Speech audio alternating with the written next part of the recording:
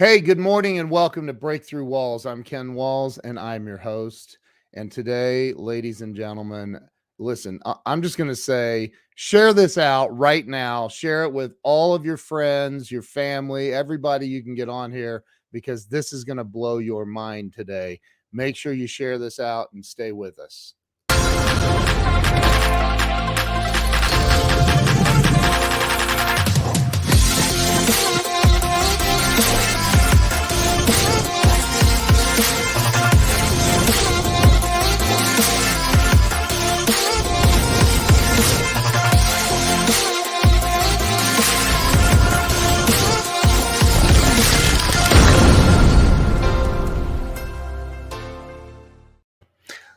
I have the one and only Chris Widener joining us today. This guy's going to blow you away. He's in the Hall of Fame, top 50 motivational speakers in the world. He's the guy wrote Jim Rohn's last book, The 12 Pillars. He is absolutely going to blow your mind. So please make sure you share this out and stay with us. I'm going to bring Chris on right now. Chris, welcome to the show. Hey, Ken, thanks for having me. I appreciate it. I'm so excited to have you here, man. We have a lot to talk about. I love what you're doing right now, but we're going to get to that in a second with, I don't know, people like Donald Trump Jr. and Kayleigh McEnany. I always pronounce her name wrong. You've got some unbelievable people that you're working with. But let's start with where you were. And so just so you know, I created this show about 3.5 years ago. And it was literally to help people have a breakthrough in life, because you know how people get stuck. Yeah. Right. We've all been there. And I think that by hearing other people's stories, we help them, Absolutely. So, yeah. So where were you born and raised? Born and raised in Seattle, Washington. I spent the first 50 years of my life in Seattle. With, a little bit of a jaunt. I went to college in Minnesota for a little bit. I spent 3 years right out of college working in northern New Jersey, which was a very fortuitous time in my life for many reasons. But the vast majority of my time right in the Seattle area. And I remember when I called my mom on her 70th birthday, she was over on Bainbridge Island. So I was a couple hours away and I wished her happy birthday. And at the end, she said, "Oh, yeah, by the way, I'm moving to Tucson." And I said, "You're moving to Tucson? What are you talking about? Like, you don't even know anybody down there." And she said, "I've lived 70 years in the rain and I'm not going to die in the rain." So when I turned 50, I thought to myself, I've lived 50 years in the rain and I'm not going to die in the rain. So I moved to Scottsdale. So where it is literally sunny all the time. Yeah. Although we're moving to Chattanooga, Tennessee here in the next month. So, are you really? Yeah. Oh, I think I saw something about that. Big changes at 55. You know what, though? I have a lot of friends. I have a friend, an optometrist client of mine, that he just moved to Chattanooga and bought this house right on the. I mean, it's freaking gorgeous, man. You can move from a studio apartment in New York and buy an 8,000 square foot mansion in Chattanooga. Yeah, for $1,000 a month. So it's crazy what's going on in Chattanooga. So, yeah, and they have like the best internet in the country. I don't know. Yeah, Gig City. They call it Gig City. They made a decision early on that they were going to wire fiber all throughout the city. So it's crazy, man. That's awesome. That's like a 5.5 hour drive for me. So, well, it's near a lot of places. It's near Atlanta. It's near Asheville. It's near Nashville. It's near Memphis. You could go north into Kentucky. Yeah, all over the place. It's nice though. Oh gosh, here Brad Schroeder says so many Tennessee fans though. Hey, whatever, man. It's a beautiful area. Well, we have a daughter at University of Alabama, so roll tide, and then we have a daughter at Vanderbilt, so anchor down. But we got one in Tennessee we're rooting for, Vanderbilt. Wow, that's awesome, man. So I lived in Seattle for a year, by the way. Oh, you did? Yeah, I lived in Magnolia. Actually. Oh, beautiful part of the city. Yeah. Beautiful. And I remember I was out there the whole year I was there, that people were like, "It's unusual. There's no rain this year." I'm like, I don't know, man. And then other people are like, "Oh, that's a myth. We don't get that much rain." Well, you get more days of rain, but you don't get, like, we were looking for houses in Chattanooga here about a month ago. And I just said to Denise, I said, I've never seen rain like this. In 55 years, 50 of which I lived in Seattle. Wow. Seattle's much more of a misty, kind of a drizzly, misty for more days kind of city. Yeah. Well, I remember thinking I'm going to retire here someday. Like, but yeah, no, I probably won't. The reality is I'll be in Chattanooga with you. Yeah, exactly. So you grew up out in Seattle, and where did you end up going to college? I remember hearing you in a video. You quoted Zig Ziglar saying that you in high school you graduated in the how's that Zig always used to say I was in the half of the class that made the top half possible, and I always say I was in the 10th of the class that made the top 90% possible. I graduated 149th out of 172 kids in my class. Oh my gosh, wow. So what did you, but you did end up going to college? I did, and I got a youth and family ministry degree, and I became a youth minister. Wow. And my first job was in a little town called Mendham, New Jersey. And Mendham is about 45 minutes straight west outside of New York City. Very, very, very affluent town. Whitney Houston lived there at the time. She lived right in the middle of Mendham. Just south of us was Bernardsville, Basking Ridge, which is where Mike Tyson lived, as did Malcolm Forbes. And so very, very, very affluent area. And there were a lot of people in my church where I, had the kids in the youth group and all that. And they were titans of industry.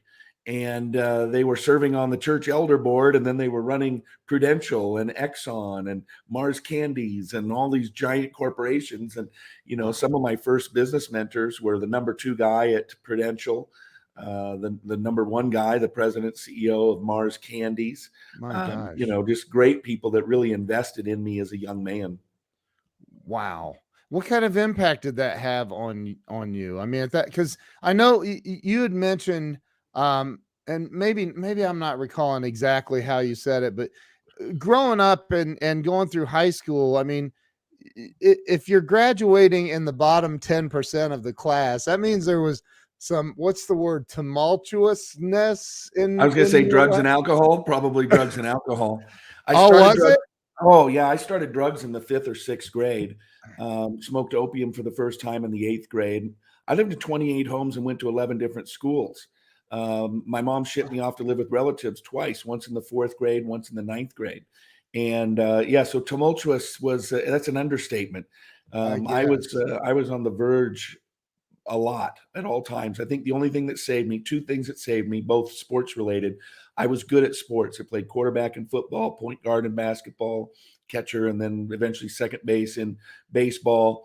And then I was a ball boy for the Seattle Supersonics. So growing up from 11 to 18, I was a ball boy for the Sonics. The first year that I was there, we lost the world championship in 7 games to the Washington Bullets. The second year I was there, when I was 12 and 13, we won the world championship.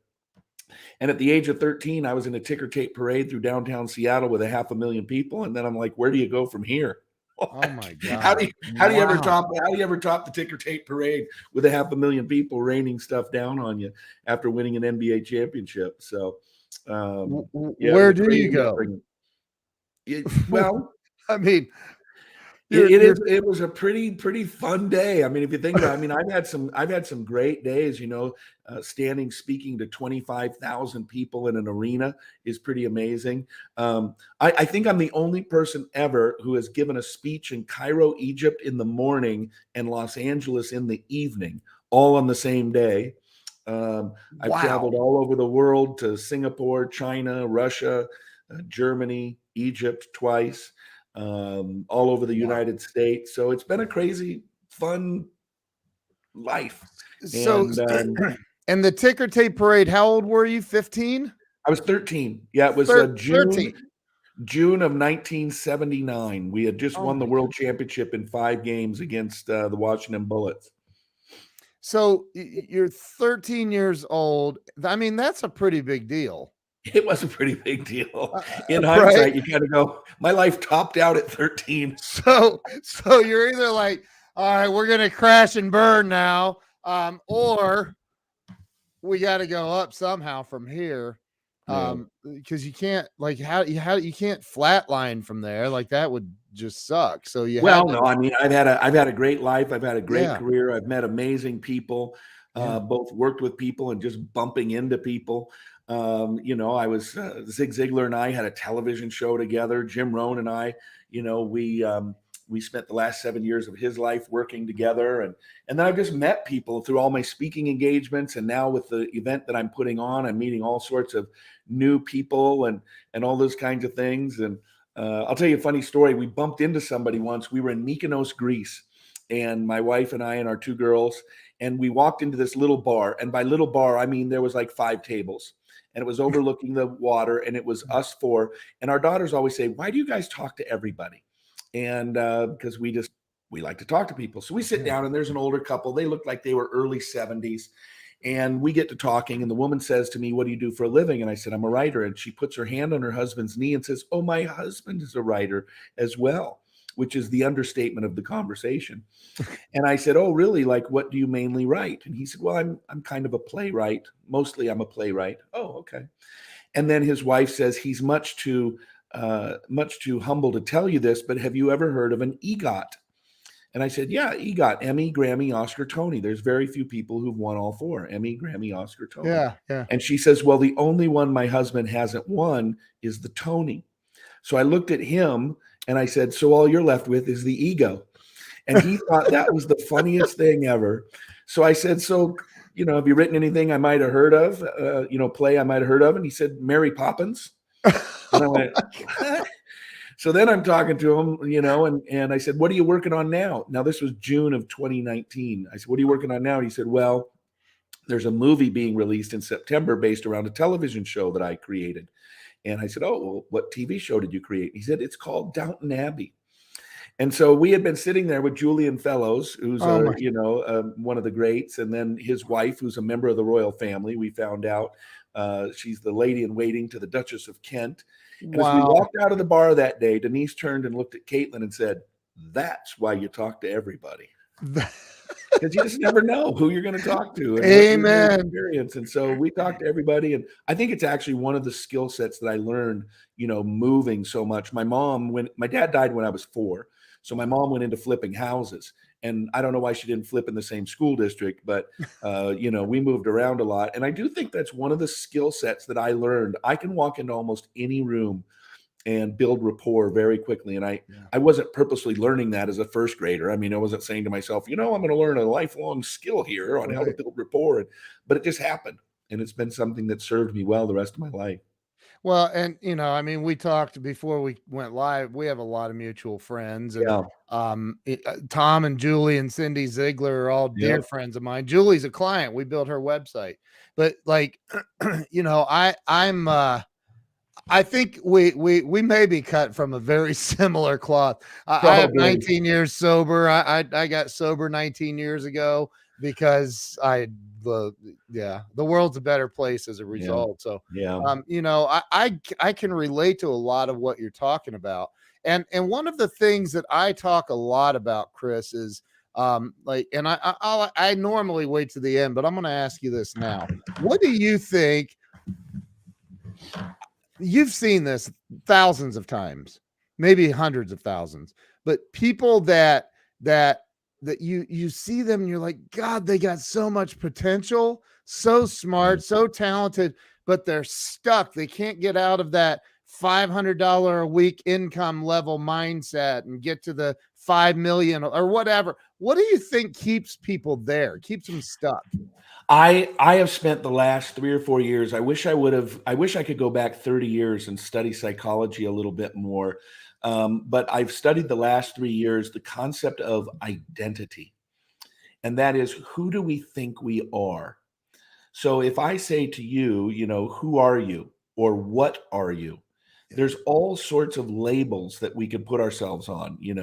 For me, I'm a dad, I'm a grandpa, I'm a man, I'm white, I'm a Christian, I'm an Arizonan for now. There's just so many ways that you can create identity. I'm a Seahawks fan, and I think that people, they create this identity, and then it's very difficult for them to get out of that identity.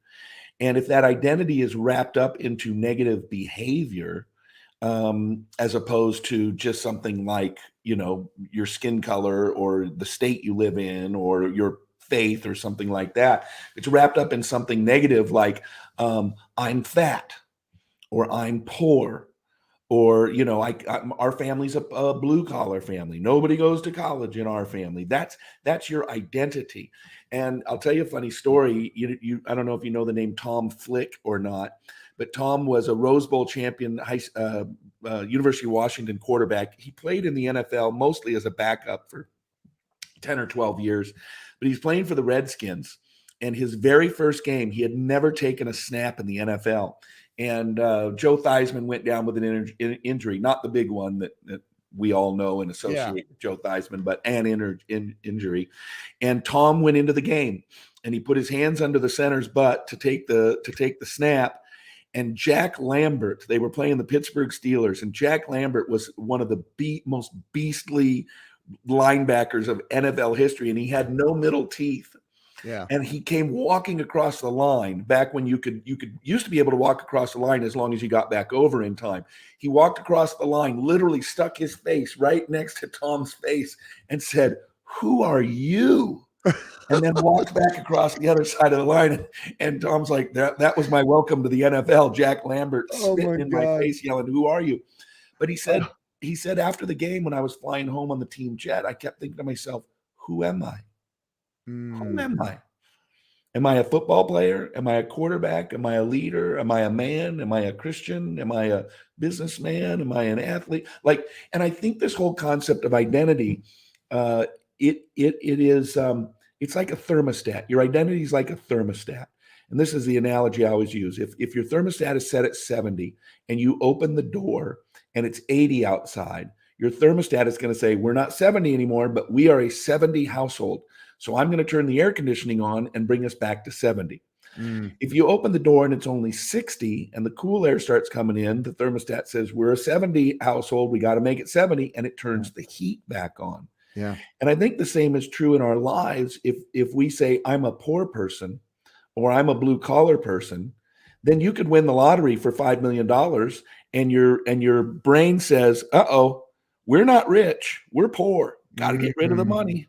Got to get rid of the money, got to spend the money, got to blow the money until it brings you right back down to being, oh, now here we are. We're poor. That's who we are. Or weight. If, a lot of people who've kept on a lot of weight over the years and then they lose it. And at a deep subconscious psychological level, it's you can't weigh this little. You're not a skinny person. You're a fat person. Put the weight back on. I think there's a lot of the things that happen that are wrapped up in our identity and how our subconscious does everything it can to fulfill that which we believe about ourselves. I love that. I love that. Love that. I'm going to take that and make so many sound bites out of it. You're going to become the most famous person ever. Like that. That's brilliant. And my question though is how do you, I mean, I have some ideas, but how do you get somebody to interrupt those patterns? We've all heard the scratch the album, the vinyl record and interrupt the pattern. And how do you get somebody to shift into the I am rich? Is it just sitting around doing affirmations all day? Just sit there on your butt with your hands in your lap singing and eventually a Ferrari will show up in your driveway. I mean, right. It doesn't work. I tried it for years. I have a Ferrari. No, it's profoundly difficult because it is so deep within us of who we are. But I think I'm not a massive action person. I get that there's lots of people who are like, take massive action. And I get it. But to me, I'm more of an incremental person. I think it's easier to change your beliefs incrementally. Maybe you're supposed to weigh 175 pounds and you weigh 275 pounds. Well, get yourself to 250 and then see yourself as a person who weighs 250. And spend some time there and get used to it and comfortable with it. And then become a person who weighs 225 and then a person who weighs 200 and, moving yourself down. I think it's like people always say about Justin Bieber or some of these people. They're like, how do you end up so crazy? I'm like, I'll tell you how he ended up crazy. You handed $250 million to a 17-year-old kid. That's how he ended up crazy. Right. You know, you need to work into it. And I think people who get wealthy slow are much more able to handle it than those people who just get a ton of money dropped in their lap because they just don't know what to do with it. That is so true. And I've read all these, you hear all these things from Tony Robbins, Chris Widener. You hear it's in books everywhere. I've I've read it, I've studied it, and I see it, and you're 1,000% right. I remember, not to bring up just recovery, because we don't have, in recovery, I always said, well, we don't have the market cornered on pain and insanity. There's other people that have that too. But I can remember thinking on day one, I met people that had 20, 30, 40 years of recovery, and they had the Ferrari and they had all this, and I was like, I want that now. I don't want to wait. Like, I want that now, Right. So, and I think that that's common, especially in today's world. It's very, very common. So you ended up, you went to college, you graduated with a degree in youth and family.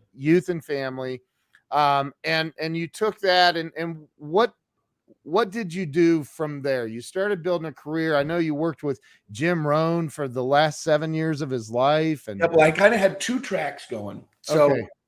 I was a pastor. So I spent from 88 until 91 in Mendham, New Jersey as a youth minister. Yeah. And then in 91, at the ripe old age of 25 years old, I moved back to my hometown of Seattle and started a church. Wow. In fact, when I ended up on the board of our denomination, I went to my first meeting, and before we started, there was all these guys around the table, and the district superintendent says, does anybody have any questions before we start? And I said, yeah, I got a question. And he said, Chris, what's your question? I said, which one of you was in charge of letting me start a church when I was 25 years old? Because that was a dumb decision. Like, you should be 35 before you. I was a senior pastor at the age of 25. Oh my God. We started churches, but our denomination didn't have any money to pay me. So I ended up starting a publishing company called the American Community Business Network. And I produced a faxed business journal. It went out on the weekends. It started at February. I used WinFax Pro out of my laptop. It went to like 10,000 businesses every weekend, and it literally dialed them up and faxed them a 4-page deal. It faxed all weekend long, made money on advertising. But then that's where I started writing computer tips, motivational tips, business tips. Wow. Well, eventually we turned that company into a business selling audio programs through Costco and Sam's Club. We were selling about 50 to 75,000 boxes a month, featuring famous motivational speakers, John Maxwell, Zig Ziglar, Jim Rohn, those Dennis Waitley, Brian Tracy, those types. And so I was making money as a speaker while I was pastoring a church, mainly to feed my family. And so it was funny. I started speaking at Harvard Business School and General Electric and Cisco Systems and all these big ones. Oh my God. And I took a graduate class before he was really famous. He was only famous in the church world. I took a graduate leadership class at the Northwest Graduate School of Ministry from John Maxwell. Wow. Before he was famous. Yeah, he was making like $10,000 a speech, mainly talking to pastors and doing pastors conferences. And so I took a graduate class from him, and for a week-long graduate class, and then got to know him a little bit. And then I ghost wrote for John for a couple of years in the early 2000s. That's when Jim Rohn decided to call and say, hey, do you want to come write with us? And I said, sure. I don't want to ghost write. I want my name to go on it. So we wrote the Jim Rohn 1-year plan. Kyle Wilson, myself, and Jim wrote the 1-year plan. And then out of that came a book called The 12 Pillars, which focuses on the 12 pillars of the 1-year plan.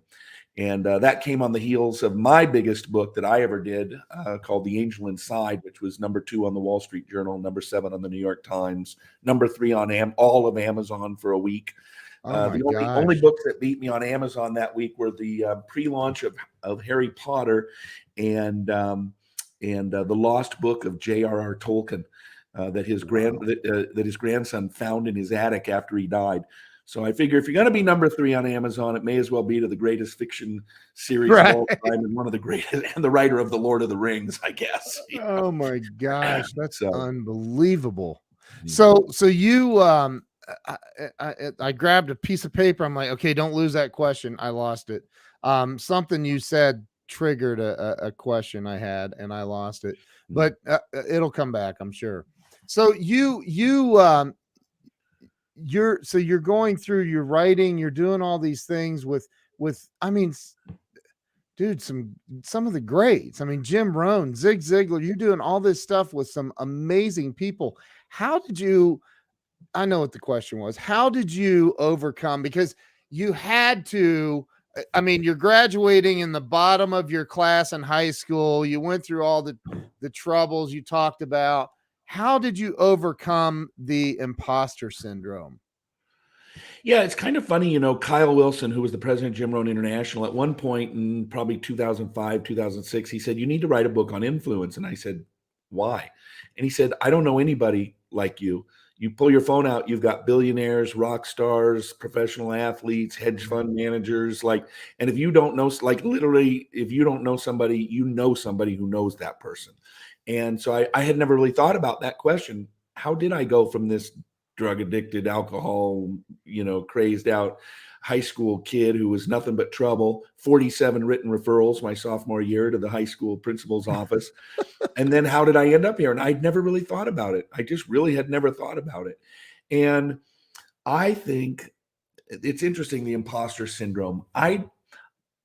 Everything I do is based on and informed by my theology. And I frankly believe everybody's life is based on their theology. Yeah, They, sure. they may have no theology, and that affects how they live their life. Sure. And my theology tells me that we are all sinners and all have fallen short of the glory of God. Amen. And at the foot of the cross, we're all the same. So while I can be impressed with someone's capabilities or their potential or their experiences or their successes, I have never viewed anyone as better than me. And I don't view myself as better than anybody else. And so an imposter syndrome is based more on you thinking someone else is better than you, and now you have to pretend to be as good as them. Well, if you don't believe that anybody's better than anybody else, you don't have to view yourself as an imposter. There is nobody in the world that I don't believe I deserve to be in a room with. God values me as much as he values the Queen of England or, Vladimir Putin or, Ted Cruz or Britney Spears, or you name a famous person, you name an actor, Tom Cruise, whatever. They can learn from me and I can learn from them. And we're all just trying to get through this life. So to me, I think that's probably it. Was when I walked into a room, I didn't worry about whether the person was better than me, richer than me, smarter than me. I just walked into a room determined to deliver value and be the best self, the best person, the best Chris Widener that I could be. That is an absolutely unbelievable answer. I mean, that again, because I see it very, very similarly. I'm known as the master connector. I have Kyle's cell phone number. As a matter of fact, I texted him and Ron this morning saying, "Hey, I got Chris on the show." Oh, yeah, cool. And I think about that, and people are like, "How are you so connected?" And it's the same. I'm just like, because I mean, people in your position, and I'll use you as an example because I've not spoken all over the world like you have. Somebody in your position that's accomplished what you've accomplished, people think you're untouchable. Like you can't. You're Well, let me tell you. unreachable. Let me tell you a story. My first business mentor was the CEO of Mars Candies. That's And crazy. everybody at Mars, and at the time it was $25 billion a year, back in the late 80s, early 90s. I don't even know what they're doing now. But you know that nobody at Mars Candies answers their own phone. I mean, pardon me, everybody answers their own phone. Wow. And that's what he always told me. Chris, always answer your own phone. And so I do. It's funny. I'll answer the phone and I'll see it comes through my 1-800 number, and it comes through and it forwards in and I'll answer. And they're like, "Oh, hi. Who am I talking to?" And I'll say, "This is Chris."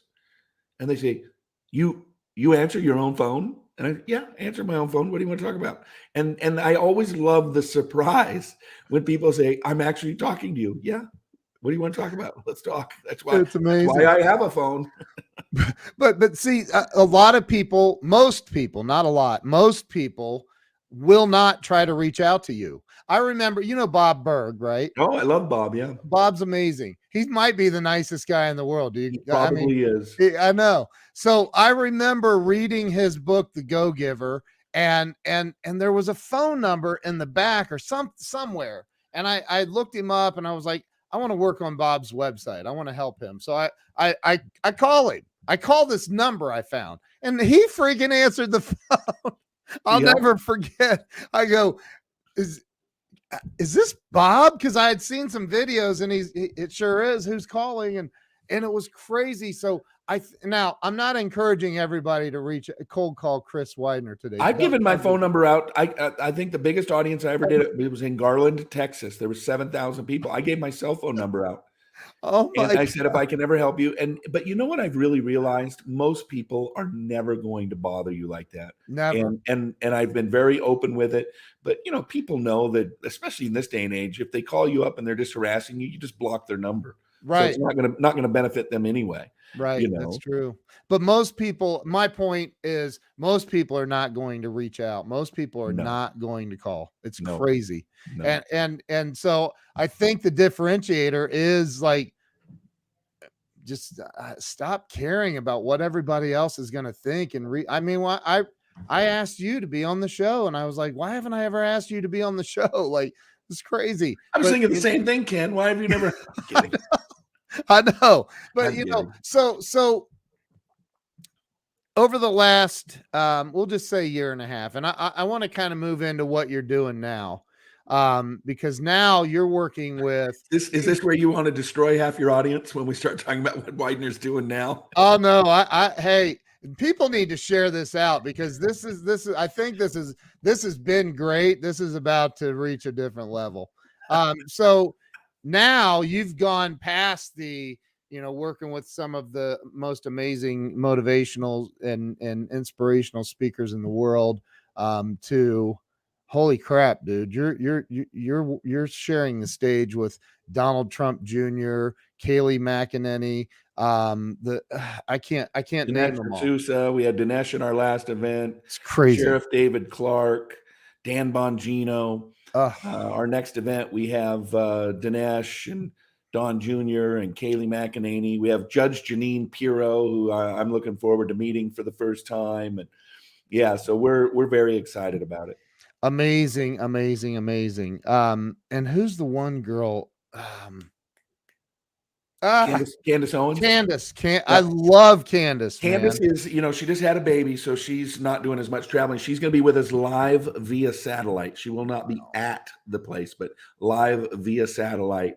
And so it's going to be fun. We're going to have great speakers. Then we got a ton of other speakers as well. And Waldo Waldman, he's another guy you should have on your podcast sometime. Waldo's fantastic, one of the most in-demand speakers. Wrote a book called Never Fly Solo, former fighter pilot, great guy. Wow. He spoke at our last event. He's going to be doing Phoenix as well. So and Ron White, of course, you know, he was at the event. He's going to be at this event as well. So lots of great stuff. So it's the American Freedom Tour, right? It is. They can find us at AmericanFreedomTour.com. AmericanFreedomTour.com. I'm going to have that up on the scrolling across the bottom. So talk about why you decided that you would, because you're the founder of American Freedom Tour, right? Yeah. So me and a couple of partners. Yeah. What made you decide, you know, we need to get some speakers together? I have that right, correct? AmericanFreedomTour.com. Correct. Yeah. If somebody would do me a favor and type that in with the www in front of it, so it's clickable from the comments, people can get over there. So, and you can buy tickets, and the tickets are like dirt cheap. Dirt cheap. We have dirt cheap ones and we have expensive ones. Just depends on what kind of experience you want to have there. You can come and sit in the cheap seats and enjoy the show, or you can, You can have lunch and breakfast with the speakers, get your pictures taken, have a small round table, all sorts of neat stuff. But that's only $5,000. Yeah. I mean, I'm sorry, but that's still, I mean, that's like, you're going to hang out with Donald Trump Jr. You're going to I mean, that's crazy. Like, Yeah. No, we're looking forward to it. And we had a great response at our first event. Our second event's going to be even better. wow. So, okay. So back to, why did you decide America needed this? Because you're getting a it's lot. funny. As you go through your life, you rarely think, how is this all going to come to, how does it all come together? So I was a pastor for a while. Yeah. I have been a motivational speaker since 1988. I was a pastor from 88 to 2002. And in 2003, I got involved in politics when my best friend decided to run for the governor of Washington State. And that got me involved in politics. I ran for the U.S. Senate during the primaries in 2010 in Washington State. Wow. I've consulted with people running everything from president on down to dog catcher, and helped them with their speaking and messaging and those kinds of things. I owned a website back in the 2013 to 2015, somewhere in there. We built it in 2 years. It became one of the top 15 conservative websites in America. We had a 1 million person Facebook page. We got onto radio. My partner and I started doing drive time radio. Jeez. When I left radio and moved to Scottsdale, he kept doing the radio, and then he ended up subbing for Rush Limbaugh right before Rush passed away. He was subbing for Rush, and Todd has an amazing drive time radio career now up in Seattle. And so now all of a sudden we have all the shenanigans of the last 5 years has been nothing but shenanigans. And then the last year and a half has been the greatest shenanigans in the history of the world. Amen. Literal insanity. It's amazing to me how half the population can lose their collective minds. And so I was getting to the point where I was just so kind of tired of it. I was thinking, I just don't want to do this political thing anymore. But then I just had a lot of people say, no, this is your calling. When you talk, people listen. And so I'm sort of pulling all those things together: pastor, businessman, speaker, politician. One of the people who wrote about our show said it's part political convention, part motivational rally, and part religious revival. And and it's a great, that's how the event felt. It felt like you were having a lot of fun, but we talked about faith. We talked about family, how to have better families. We talked about finances. And so it says I'm reading the comments. I don't understand it either, Chris. I truly believe they've lost their minds. But yeah, so anyway, it's a great movement. We're looking forward to taking it all across the country, and very excited about it. And you started in, was it Jacksonville? Jacksonville, yep. And we got great TV coverage from the local station. Wow. No, it went very well. We had thousands of people out for our first event, and people are responding very positively. And Ron was there. Ron was there writing the names of all the people who passed away in Afghanistan. Yep. Yeah. So let's get it. Can we get into your opinion? Sure. I'll give my opinion. I'll tell anybody. And here's the thing, it's funny that we're kind of afraid to even talk about our opinions. I know. But I think that's part of the problem. Is I want everybody to have their opinion heard. It used to be called the free flow of information and the exchange of ideas, the marketplace of ideas. And ideas would all get thrown in, and the best ideas won. Well, now you're not even allowed to share your ideas. And it's insane. So yeah, let's talk about just because I believe it doesn't make it true. And if you believe differently, tell me. I was invited by a friend of mine here. She was a TV anchor person for NBC for 20 years. And she left there, and now she hosts a couple of radio shows on very conservative radio station here, 610 WTVN. And she invited me down last Sunday to be her co-host for this one particular show.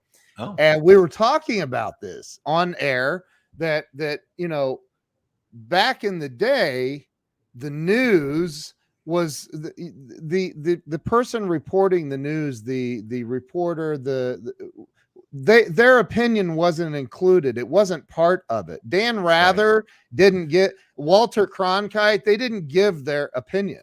They just, Rather did a little bit toward the end of his career when he got a little flaky, but I mean, right. journalism says this: the 55-year-old man drove the red car to the store. He stopped at the stop sign and turned right, went a mile and turned into the grocery store.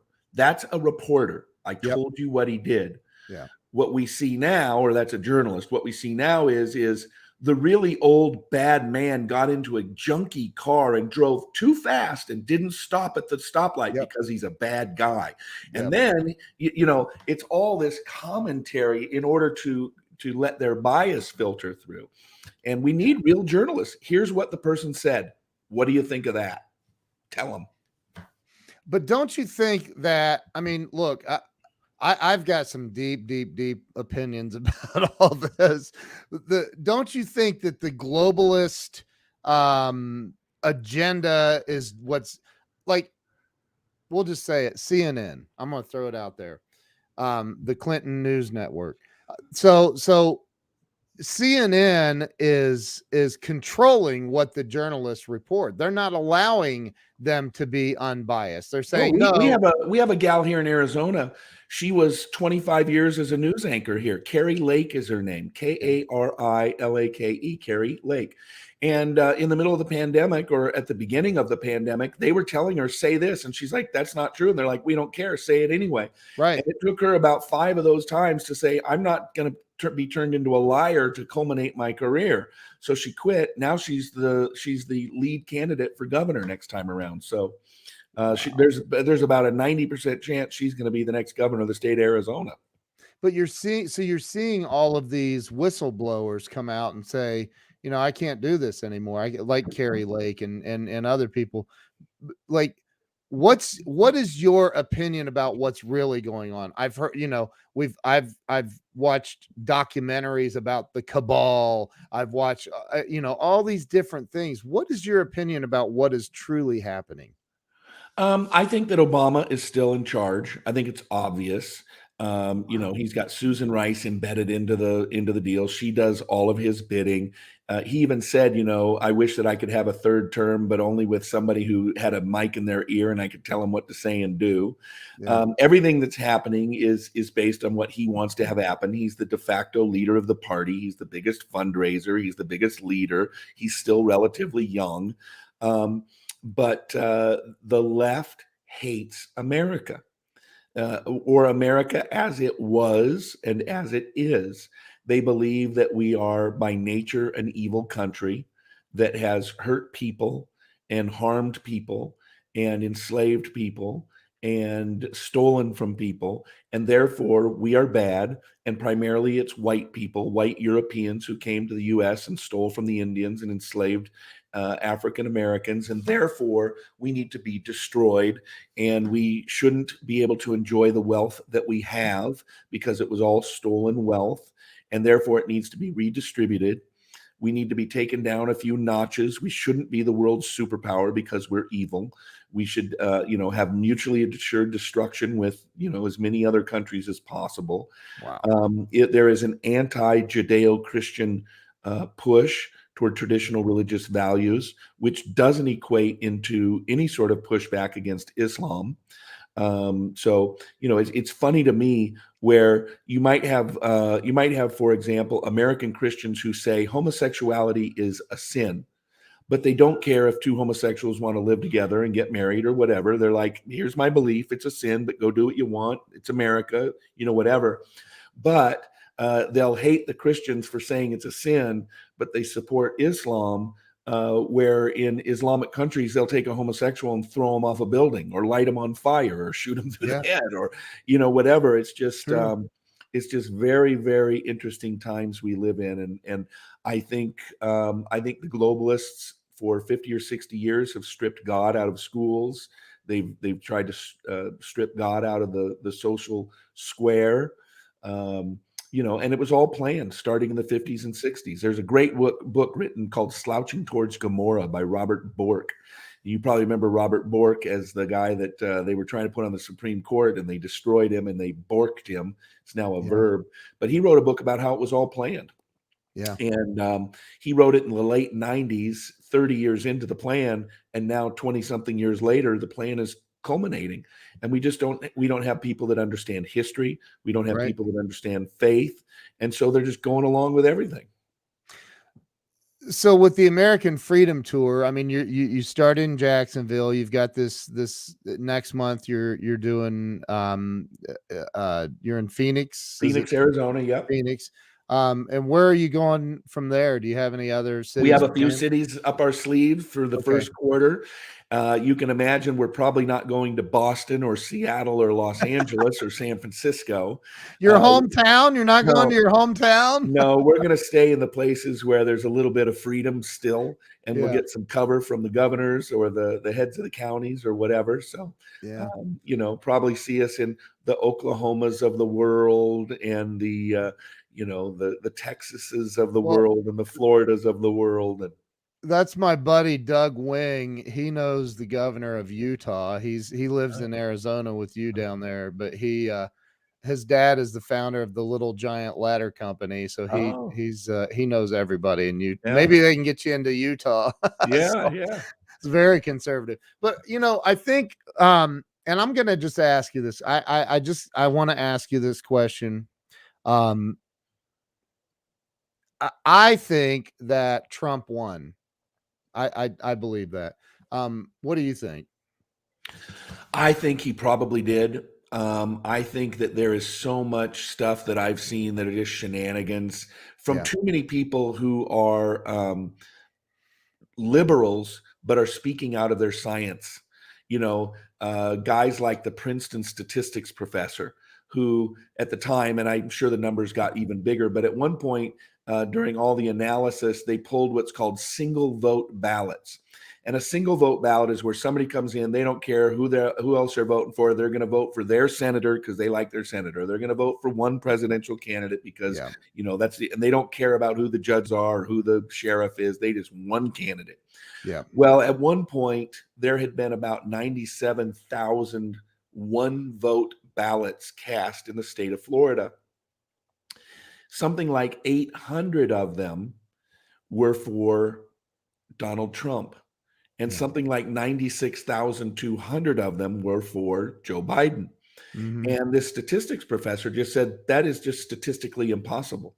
It's not even statistically improbable. It is just statistically impossible. It could have and never has happened like that. And will never happen like that. You see things like that, and there's just so many shenanigans, more votes cast than registered voters. But the problem is conservatives and Republicans play too nice, and they let themselves get run roughshod rather than fighting. Yeah, and the left doesn't. This is their religion. Politics is the religion of the left. So think about how passionate you are about your religion. Yeah. They are passionate about politics. And that's what I've even heard people say, they've got their own language like religious people do. It's the woke language, right? And Jews wear yarmulkes, but the left wears their masks. And, they've got all these little things. They got little Fauci candles now with Anthony Fauci on them. It's just insane. So, but it is insane, man. And the crazy part to me is, I mean, Fauci was there standing on the podium with Trump, and yet I think a lot of us are hearing and learning that, that guy's hands are filthy. Well, now, it came out now. He absolutely did fund gain of function research, and he lied before the Senate. And here's what I say. We now know that it came out of the Wuhan lab and that it was gain of function, and it was supported by American tax dollars, funded by Anthony Fauci through this other group. And they did it that way to hide it. So one of two things either happened. Either A, Anthony Fauci did not know a single thing about it, at which point we can say, well, you were asleep at the wheel overseeing, germs and viruses and infections, and you were asleep at the wheel, and 5 million people worldwide died from that. You're fired. Right. Or he knew that he was funding gain of research, which turned into 5 million people dying worldwide, which means you're fired and you're going to prison. And those Yes. are the only two options now. But he will And receive nothing. There will be nothing done to him. is it just conspiracy stuff that I've seen where he and Bill Gates owned all these patents and I've never been able to establish that. yeah. I've never been able to establish that. I think that look, somebody just put an Amazon link to the Anthony Fauci celebrity. Are you kidding me? That's a real thing. Oh, absolutely. And watch, when he gets interviewed, he has him on his own. He has him on his own bookshelf. Oh my God. Somebody the other day, somebody on the news grabbed it and they pulled it up and they showed him he had a whole lineup of his Fauci candles behind him on his bookshelf. So I mean, you don't look, and here's the thing. It's like the quote, a man convinced against his will is of the same opinion still, right? So it's almost a moot point. Like I can get on here and go, Donald Trump is the man and Joe Biden sucks. And everybody watching is going to be, oh yeah, you're right. Because most of the people that are going to watch me, we're all kind of on the same page for the most part. So it's kind of a moot point to say, how do you, what is the purpose of what you're doing now? What's your ultimate goal for the American Freedom Tour? Yeah, I want to inspire conservatives. You know this guy? Yeah, I know. There's Richard Brooke. One of my favorite humans. Look at that. He says, long time no see. He's awesome. I love Richard. I golfed. Richard Brooke and I golfed with John Elway and his son-in-law one day, and a beautiful day in Coeur d'Alene. And here's what I love. I'll tell you this story since Richard's on with us. It's the last hole. It's a par 3, and we were betting like $100 or something like that. And we get to the end, and it's a par 3, and Richard decides that he wants to bet even more money with John Elway. And John started the entire thing. He started the entire thing by having an eagle on a par 4, number 1, a big dog leg left. He went straight over the trees and eagled out. Oh. So the very last one, Richard decides we're going to do closest to the hole. And so the son-in-law goes first, and he's like 8 feet away. And then I go next, and I'm like 6 feet away. And then Richard goes, and he's like 2.5 feet away. And then he decides to double down with John Elway.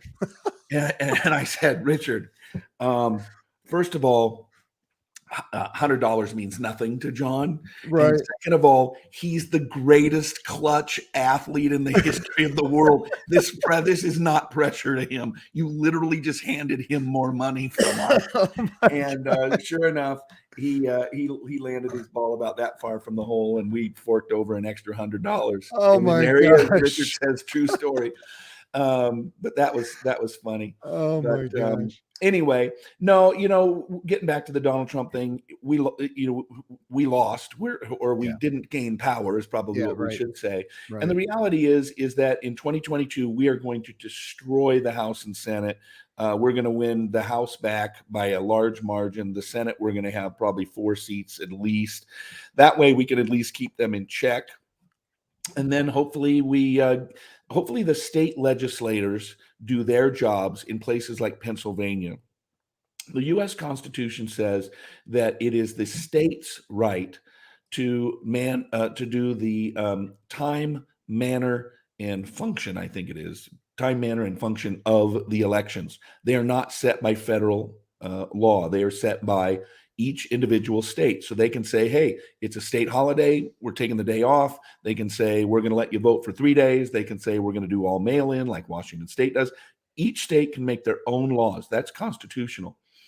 And what happened was that in, for example, Pennsylvania, the state law by the legislators said that all ballots had to be in by a certain time on a certain day. Right. And the state Secretary of State came out, who was a leftist, and said, nope, we're going to take them until, a week afterwards. We're going to give you an extra week. Well, that is literally constitutionally wrong and illegal, but they didn't do a darn thing about it. So what they need to do is they need to make sure that the upcoming elections are not going to be hijacked by people who say, let's just break the rules. Let's just break the rules, like we did in 2020. Like we did in 2020. Too many places allowing different things to happen and just a lot of shenanigans. So So it so was how suspect at best. how do you and Jeffrey Wolf put on, and he lives in California, in LA. So he said it depends on who's counting the votes. Like Karen campaigned for Rossi. Is it Rossi? Rossi? Yeah, Dino Rossi. Dino was my best friend, and Wow. and that's the campaign that I cut my teeth on, was the 2004 election. In fact, if you go to my political website, I have a website called Politicrossing, POLITI crossing. It's the intersection of faith and politics. Somebody And type that in. Politicrossing. It's like POLITI, and then the word crossing, like you've got an intersection. Yeah. Anyway, I interviewed Dino during the after the election, and he explains exactly how you steal an election. And he did a great interview there. But he won that election. He was the first guy to win as a Republican in like 40 years in Washington State, but it was under 2,000 votes. So the law says you have to count again. So they did another count. Well, he was ahead by 220 votes. Well, the law says that on the second count, or the first recount, if you're behind, you can pay for a full hand done recount. Well, John Kerry had lost the presidential election, so he gave the Washington State Democrats $1 million to do this paid for hand recount. And after the hand recount, which is also by state law the last recount, so this is all you get. There's a vote. If it's under 2,000, you can do a recount. If the recount it's under 2,000, you can do one more recount, and the winner of the second recount is the winner. Well, on the second recount, the current Attorney General, Christine Gregoire, won the state by 129 votes out of 3 million votes. Closest governor's election in U.S. history. 129 votes. We found 1,100 felons, dogs, dead people, all sorts of things. And now there's a book called Stealing Elections by John Fund of the Wall Street Journal. And he was going back to print during that whole thing. Wow. And it ends up, he said to the Wall Street Journal, stop the presses. We've got a whole nother story. And oh yeah, many boxes of ballots just happened to show up, and they'd find them behind the printer, and they found them out in the garage, and it was just insane. How do we stop that though? How do we, because that happened in the presidential election. I mean, it was insane. And Republicans have to be tougher. They have to demand, no, we are not leaving the room. We're not leaving the room while you count these ballots. I don't care what you say. I don't care if you tell us it's time. Until you leave, I'm not leaving. And I mean, we've got to fight at the state level and say, no ballots are coming in after 5 p.m. on this date. That's what the state law is. We're not going to Jimmy rig the law spur of the moment. But and how it's do really you just a matter of saying no and not letting them do it. But you've got the Pennsylvania Secretary of State. I mean, let's look at Michigan. Holy crap. Do you want to talk about a dictatorship there going on? But like, how do, when you've got armed police officers standing at the door saying you're not coming in, like what happened in Detroit, I mean, again, I don't know. I don't have. You need to have a team of lawyers. I mean, there needs to be teams of lawyers. There needs to be video cameras of everything. Yeah. Otherwise, they're just relentless. It's blood sport for the left. It's blood sport, and they're out to win. Listen to how they talk about America. Listen to the little gal up there in Minnesota, Ilhan Omar. I mean, think about that. Think about what the left gets away with. She literally committed immigration fraud by marrying her brother. She committed bigamy and immigration fraud, and she's a sitting member of the House of Representatives. Insanity. Eric Swalwell spent years having a sexual relationship with a known Chinese spy, and yet he is on the security committee, the intelligence committee for the U.S. House. They just the fox is in the hen house, and we got to get them out. I agree with you, man. I think that conservatives need to, we need to get tough. We need to get tough. And I've seen, and I know you saw it. I mean, look at Fox News even turned on us. I was like, what the heck? what is going on here?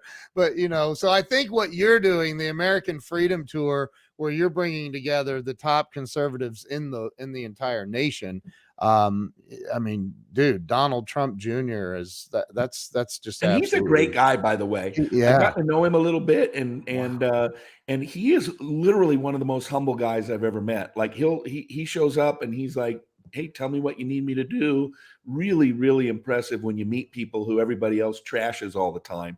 And then you realize they're really good people. Yeah. Yeah. I don't know him personally, but I have that opinion of him. So I think it's amazing. Chris, I want to say thank you, man. I am so grateful you came on here today. Thanks for having me. Yeah. And, you know, look for us. I'm going to convince him to go live with me on Amazon. We didn't even talk about your 22 books in 14 different languages. My gosh, it's crazy, man, what you've accomplished. Yeah. It's been fun. And here you were just a troublemaker back in your troublemaker with a dream. I love it, man. It's awesome. So thank you. I really mean thank you for coming on Thank here. you, Ken. And thank you to everybody who shared this out. Chris, if you'll hang tight with me here for a minute, I'm going to end the live stream. But thank you to everybody for being here. Chris, thank you. Make sure you all go to the AmericanFreedomTour.com. Buy a ticket, go to the event. It's coming up in Phoenix next month. Get in there. I mean, it's only like $35 for the entry-level ticket. It's crazy. So go check it out. Chris, thank you so much. We'll see you guys all later. Have a great day.